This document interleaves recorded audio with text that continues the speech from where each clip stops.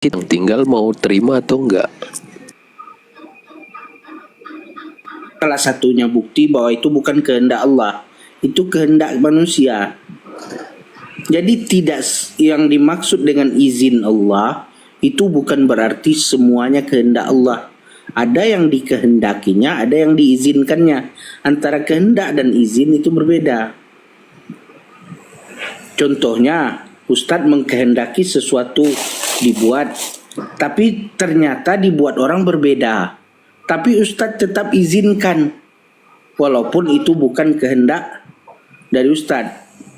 Jadi antara izin dan kehendak itu sesuatu yang mungkin hampir sama, tapi ada perbedaan di situ.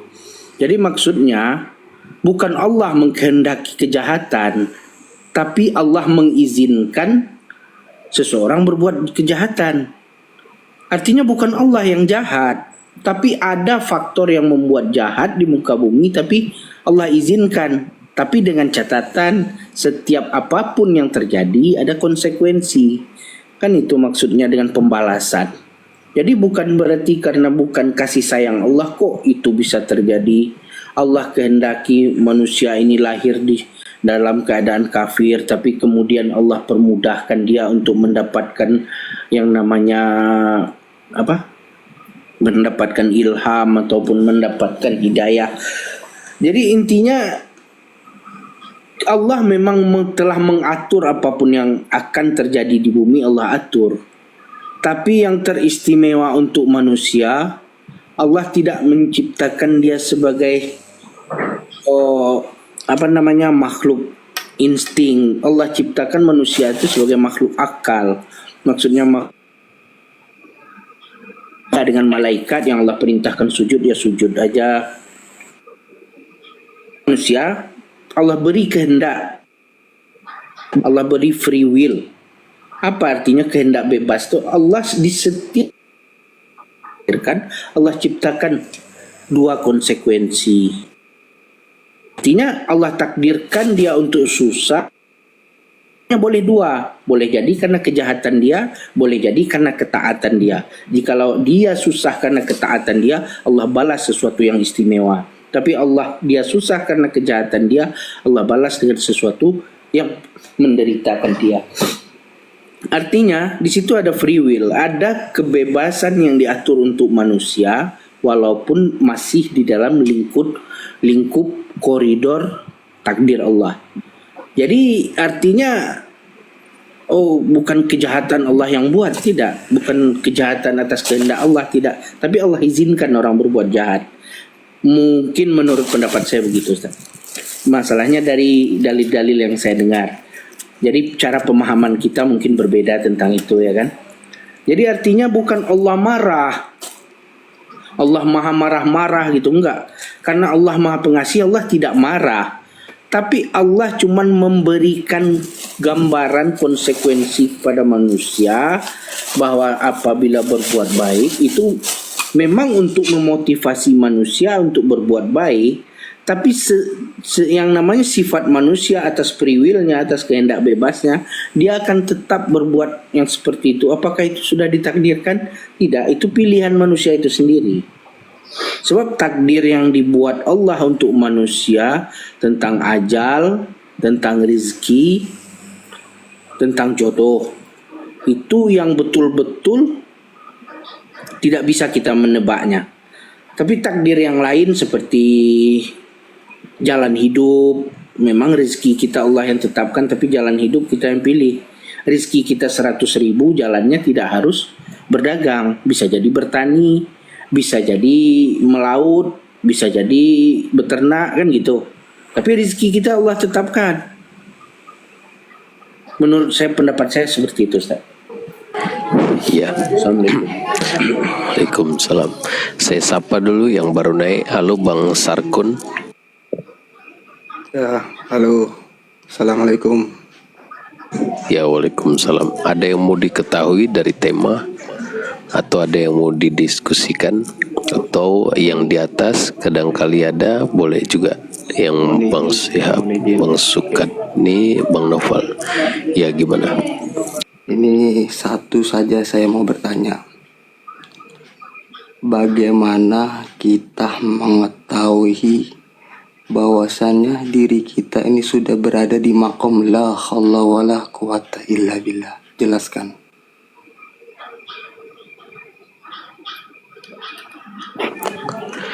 Untuk memahami la haula wala quwata illa billah, itu kajiannya di tangga kedua yang tadi yang sedang kita bahas lah, ma'rifat af'al. Ini mengenal Allah. Ini mengetahui bahwasan diri kita, makhluk diri kita ini sudah berada di la haula wala quwata illa. Itu dari mana kita bisa mengetahui itu? Ya, pertama-tama harus mengenal Allah melalui sifatnya dan afalnya. Jadi ada dua tangga ilmu pengenalan kepada Allah. Yang pertama ma'rifat sifat, yang kedua ma'rifat afal. Ma'rifat sifat ini mengenal Allah melalui sifat-sifat keberadaannya. Yang kedua ma'rifat afal, mengenal Allah melalui afalnya. Dan ini memang selalu kita bahas lah, tapi hanya cuplikan-cuplikan ya. Karena memang sebagian ada yang susah menerima semua kehendak Allah, semua ketetapan Allah. Semua udah dituliskan dari awal sampai akhir. Walaupun Al-Quran udah. Ini bukan termasuk dari pertanyaan. Ini makhluk diri. Gini Bang Sarkun, nggak nyambung karena Bang Sarkun mau jawaban sesuai selera. Ini jawaban yang saya boleh jawab. Kalau sesuai selera Bang Sarkun ya memang susah untuk nyambung.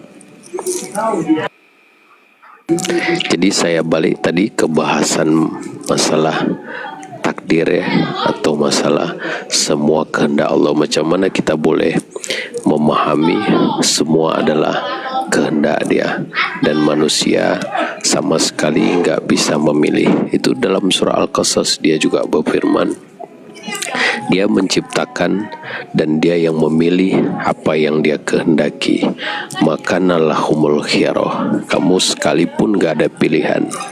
Dan dalam Al-Quran juga Allah berfirman, segala sesuatu yang terjadi di langit, di bumi, besar, kecil ya, secara tafsili ya, secara rinci disampaikan di Al-Quran, sudah Dia tuliskan.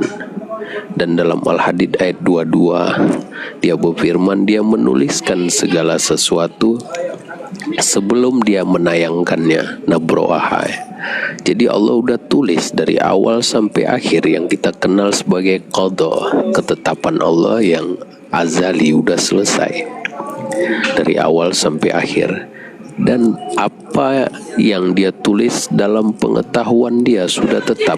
Kalau berubah maka nggak bisa kita katakan Dia maha mengetahui. Di sini perlu kita perhatikan ya, untuk kita dapat memahami semuanya udah Dia tuliskan sebelum Dia menayangkannya. Semua adalah ketetapan Dia, kehendak Dia, dan atas izin Dia. Kalau kita mau perhatikan dua sifat ini, maha berkuasa dan maha mengetahui. Macam mana Dia disebut maha berkuasa? Itu konsekuensi logis. Kalau permulaannya satu keberadaan, hanya Dia saja yang ada mengikut Rasulullah. Kekosongan pun gak ada, ketiadaan pun gak ada. Maka tentu satu kuasa, satu pencipta, satu kehendak, satu perizinan, satu penulis, gak ada yang lain. Begitu. Jadi maha berkuasa ini, segala sesuatu yang terjadi didahului izin dan kehendak Dia. Seumpama pemilik jari dengan jari-jarinya. Kalau dikatakan satu pemilik jari dengan jari-jarinya, ya, maka konsekuensi logisnya kalau satu pemilik, satu kuasa, pemilik ini berkuasa atas jari-jarinya, satu kuasa, nggak boleh ada kuasa lain. Maka sudah tentu kalau satu pemilik, satu kuasa akan tiap jari-jari ini, bergeraknya jari-jari atas izin dan kehendak pemiliknya. Jadi pemiliknya berkuasa atas jari-jari, mengizinkan jari tunjuk bergerak, maka bergeraknya jari tunjuk, dan dia yang mengkehendaki jari tunjuk bergerak. Nggak boleh ada lain yang mau menggerakkan jari, berarti ada yang mengintervensi pemilik ini. Dia nggak bisa dikatakan berkuasa atas jari-jari. Hanya satu kuasa, satu pemilik. Kalau sekiranya dia mengizinkan jari tunjuk bergerak, tapi dia nggak kehendaki, nggak mau jari itu bergerak, berarti ada yang intervensi di sebelah satu pemilik ini. Nggak bisa begitu, itu tauhid tumbang. Kalau dikatakan satu pemilik dan satu kuasa akan tiap-tiap jari-jari, maka bergeraknya jari tunjuk, jari tengah, jari kelingking atas izin dan kehendak pemiliknya. Begitu juga Allah berfirman, Innallaha ala kulli syai'in qadir. Dia berkuasa akan tiap-tiap sesuatu. Tiap-tiap sesuatu ya, tanpa kecualian. Maka kalau satu kuasa, gak ada kuasa lainnya, maka segala sesuatu yang terjadi atas izin dan kehendak dia, termasuk orang yang sesat, orang yang dapat petunjuk. Itu yang dia berfirman, Innallaha yudillu mayasya wa yahdi mayasya dalam Al-Quran. Sesungguhnya Allah lah yang menyesatkan, dan dia juga yang memberi petunjuk, mayadillah falamudillalah. Dan sebagai rukun iman keenam, khairihi wa syarri minallah ta'ala. Baik dan syarri itu jahat. Syarri min syarri ma kholak, sering kita baca. Baik dan jahat sebagai rukun iman keenam, minallah, daripada Allah, atas izin dia, atas kehendak dia. Oke ya, maha berkuasa, udah paham ya. Maka kalau semua atas izin dan kehendak dia, macam mana dikatakan jari ada pilihan tadi? Contoh pemilik jari dengan jari-jarinya. Bergeraknya jari tunjuk atas izin dan kehendak pemiliknya, maka jari nggak bisa disebut ada pilihan. Jari itu mengikut apa yang diizinkan dan apa yang dikehendaki pemiliknya. Begitu juga semua pilihan atau semua yang terjadi di alam ini, termasuk daun jatuh, nggak boleh kita katakan daun itu mau jatuh. Itu atas izin dan kehendak pemiliknya atau penguasanya, yaitu Allah. Termasuk akal kita berpikir atas izin dan kehendak dia. Dia yang memilih untuk mengizinkan akal kita berpikir A, berpikir C, berpikir D. Makanya kita berpikir sesuai dengan izin dan kehendak dia. Itu yang dimaknakan la haula wala quwata illa billah. Tidak ada daya dan upaya melainkan atas izin dan kehendak dia. Maka kalau permulaannya hanya Allah saja yang ada, gak ada apapun bersamanya, tentu satu pencipta ya. Tapi adakah tercipta satu-satu? Tentu enggak. Dia maha mengetahui. Dari awal cerita sampai akhir cerita dia sudah tahu, dan dia yang menuliskan cerita itu. Udah ada blueprintnya, konsep ceritanya seperti apa. Nah, akan dihantar nabi-nabi membawa kepada ketakwaan, setan-setan akan menyesatkan. Itu adalah dia yang menulisnya dari awal sampai akhir cerita, termasuk desain-desain karakternya, peran-perannya di dalamnya, dalam Lauh Mahfuz. Itu konsekuensi logis dari maha mengetahui. Sikit lagi. Dari awal sampai akhir dia udah tahu ya. Udah dia tulis dan tetap pengetahuannya. Maka itu Allah berfirman, dia menuliskan segala sesuatu sebelum dia menayangkannya. Dan ada penulis lain dia nggak boleh ada, karena permulaannya hanya dia saja yang ada. Satu penulis, satu pencipta, satu pemberi rizki. Itu yang dikatakan tauhid af'al, mengesahkan satu pembuat. Dari awal sampai akhir udah dibuat, udah ada blueprintnya. Maka Allah berfirman, dia menuliskan segala sesuatu sebelum dia menayangkannya. Dari awal sampai akhir udah siap. Lalu tekan play atau fayakun, maka muncullah penciptaan langit dalam 2 masa, bumi 2 masa, kelengkapan 4 masa. Baru kita nampak proses. Seperti satu CD yang udah siap, ditekan play baru kita nampak alur cerita, mengikut waktu-waktu yang ditentukan. Begitu. Artinya semua yang diperbuat manusia ini sia-sia aja, Ustaz.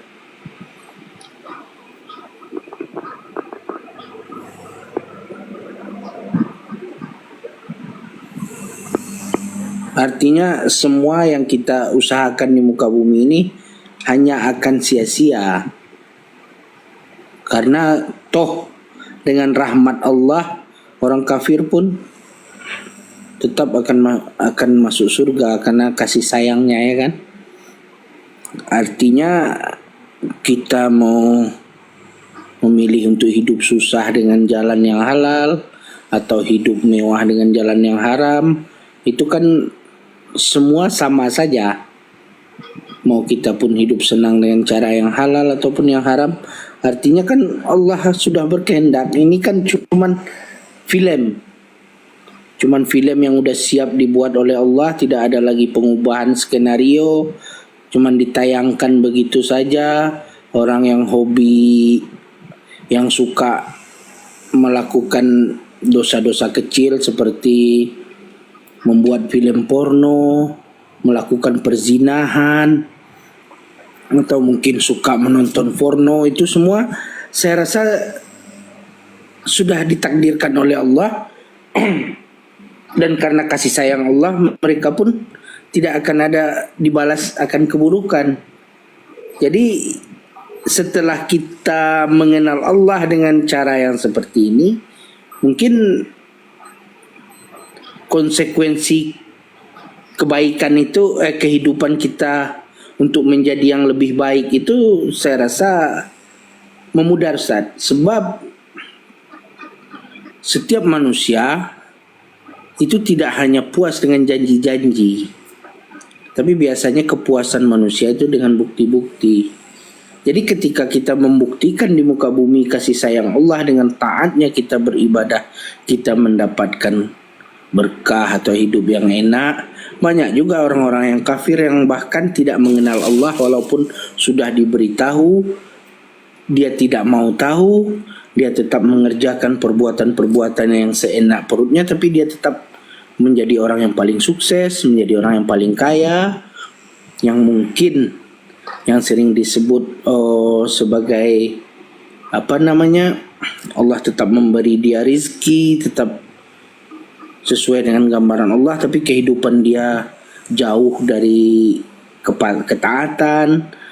Artinya semua perbuatan hidup ini sama sekali nggak ada nilainya, karena ini hanya film yang sudah selesai dibuat kemudian ditayangkan. Artinya dia semua pura-pura jahat, dia kaya, pura-pura kaya, dia hidup miskin, blangsat, pura-pura blangsat. Semuanya kepura-puraan, semua sandiwara, begitu kan Ustaz? Ya, jadi di dalam drama yang dibuat oleh Allah ya, dari awal sampai akhir sudah ditulis ya.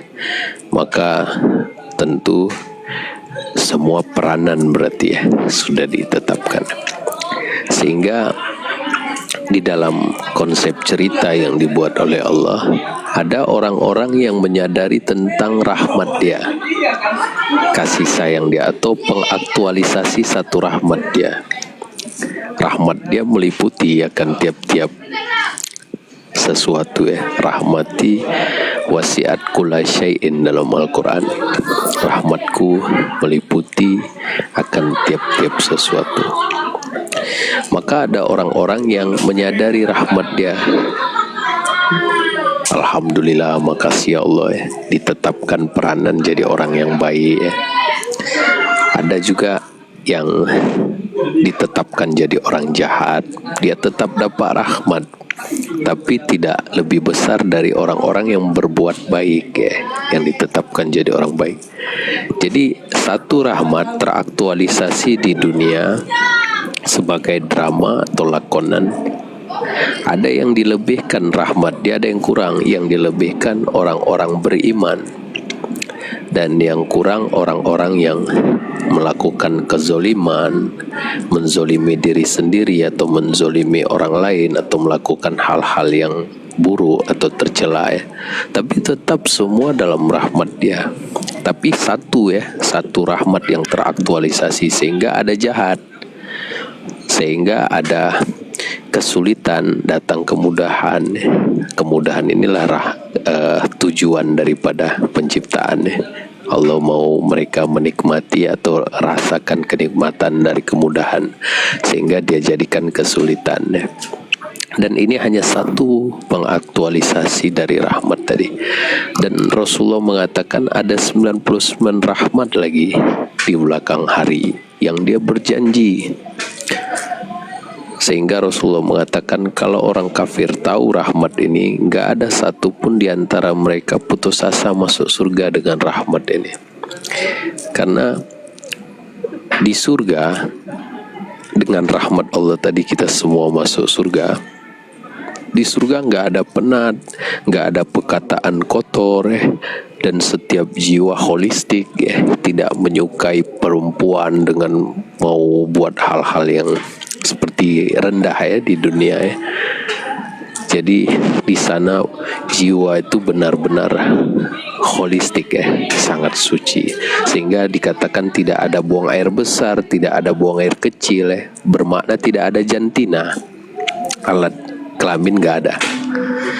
Di sana menikmati surga yang mana tidak ada rasa penat, nggak ada rasa ngantuk, nggak ada dahaga, nggak ada lapar, dan nikmat yang terbesar mereka langsung terhubung dengan Tuhannya, melihat wajah yang maha indah sehingga dia kenikmatan karena terhubung dengan yang maha indah itu. Ini kayaknya Satu udah lagi. sama orang Kristen, Ustaz. Satu lagi, ada juga orang-orang yang nggak menyadari rahmat Allah ini, sehingga seumpama begini, untuk apa makan kalau pada akhirnya dibuang lagi makanan itu dia nggak menyadari apa gunanya hidup kalau akan mati Kalau apa gunanya semua ini peranan kalau semua jahat baik peranan, apa nilainya, apa gunanya? Sama seperti orang mengatakan apa gunanya makan kalau dibuang lagi, nggak ada guna padahal dia nggak menyadari nikmat yang dia telah rasakan Berapa banyak nikmat yang kita rasakan di dunia ini adalah bentuk karunia dia, satu rahmat dia yang teraktualisasi. Dan ada 99 lagi rahmat dia yang dia berjanji di akhirat. Begitu. Enggak, kalau menurut saya Ustaz, pemahaman seperti ini sama kita dengan pemahaman orang-orang Nasrani Ustaz, orang-orang Kristen. Mereka meyakini di akhirat itu nanti kita tidak lagi punya syahwat, kita tidak punya keinginan, kita tidak punya hawa nafsu, kita tidak punya kenikmatan yang paling apa itu cuman kenikmatan yang mana duduk di dalam pangkuan Bapak katanya kan. Artinya kalau kita berpikir seperti itu artinya tasawuf kita pemahaman kita ma'rifatullah kita sama dengan orang-orang Nasrani. Mereka juga meyakini seperti itu. Kita mesti open mind lah. Yang sama bilang sama, tapi sama belum tentu benar-benar sama Syabasy ghairu serupa belum tentu sama. Makanya baca riwayat, banyak riwayat yang di surga kita ini holistik fitrah suci dan tidak ada perkataan kotor, tidak ada buang air. Ya kalau suci ini kan enggak semestinya seperti itu Ustaz. Suci itu manusia dalam keadaan suci, setelah mengambil wudhu manusia juga suci. Ketika kita tidak menjamah yang namanya najis, manusia itu dalam keadaan suci. Bahkan di dalam yang bercampur dengan najis pun ada barang suci. Jadi pengertian suci kita ini tidak terkait dengan pemikiran logika singkat aja Ustaz. Contohnya daging itu bisa dikatakan halal karena dia suci, padahal dia berdekatan dengan darah yang padahal najis. Tapi karena setelah dipisah darah dengan daging tanpa ditayamam dia tetap suci. Artinya antara suci mungkin tidak sesederhana yang kita pikirkan. Jadi artinya ketika kita mengatakan di surga kita suci, bukan berarti kita tidak ada berhubungan, tidak ada apa. Kenikmatan yang sebenarnya itu kan kita nggak tahu. Tapi penggambaran Allah akan memberikan kenikmatan di surga. Bagaimana kenikmatan di surga itu kita tidak pernah menyaksikan, Ustaz. Yang menyaksikan cuma Rasulullah. Rasulullah mengatakan di situ kita makan. Ada buah-buahan, kebun-kebun, air yang mengalir. Itu gambaran yang pernah dilihat Rasulullah. Berarti intinya kalau ada makanan, ada buah-buahan, berarti kita makan, Ustaz.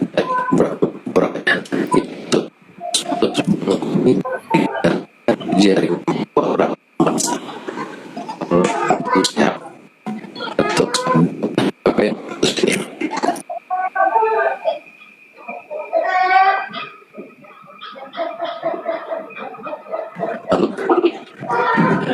suara yang putus, jaringan yang putus atau bangsa. Oh, putus-putus. Suara Ustaz juga putus, saya dengar sini. Coba saya coba turun lagi, terus saya naik lagi, boleh?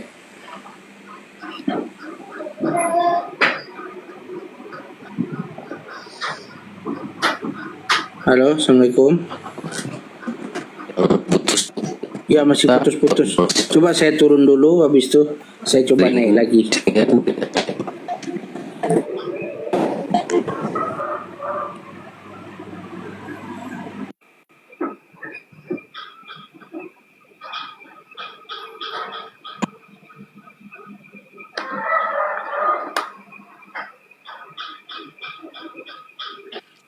Halo, dia bagus bang pemasta jaringannya atau saya siap bang suka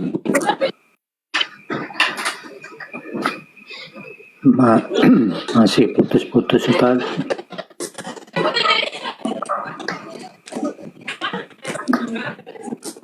halo yang putus siapa ya jaringannya?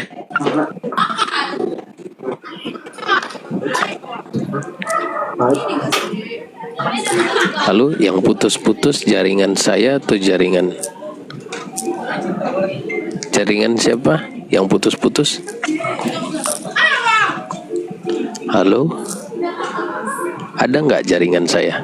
Halo, Bang Sukat nih, Bang Siap. Udah bagus. Ada, sekarang ada. Bagus Ustaz. Udah bagus ya. Iya Ustaz. Tadi jaringannya masalah. Sekarang udah ada ya. Tadi jaringan siapa ya yang masalah tadi? Ustaz yang putus-putus tadi. Tadi jaringan siapa? Pak Ustaz yang putus. Oh, Ya. iya tunggu ya saya. Iya saya. Nah.